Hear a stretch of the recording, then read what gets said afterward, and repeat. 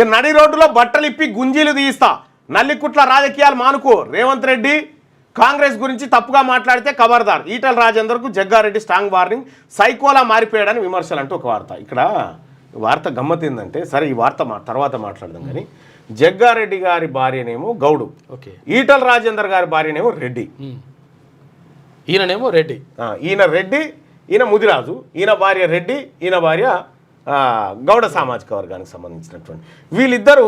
నిజంగా ఇప్పుడు జగ్గారెడ్డి గారు నడి రోడ్డులో బట్టలు ఇప్పి గుంజీలు తీస్తా అయితే అది జగ్గారెడ్డి గారు మీతో సాధ్యం? ఇద్దరు ఒక దగ్గర ఒక డేట్ ప్రకటించి చెప్పు, ఇది నేను చేస్తాను చూపి ఒకసారి.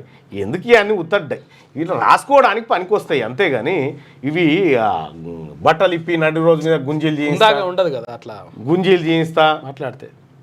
ఈ తెలంగాణ రాష్ట్రంలో ఉన్నటువంటి నిజంగా సరే ఆయన బీసీ అని చెప్పుకోడు ఈటల రాజేందర్, కానీ నిజంగా ఆయన బీసీ అని అనుకునేటువంటి పరిస్థితులే ఉంటే అసలు ఉండగలుగుతారా మీరు? బట్టలను ఉంటాయా మీకు? ఆ పరిస్థితులు వేరే ఉంటాయి. సరే బయటలో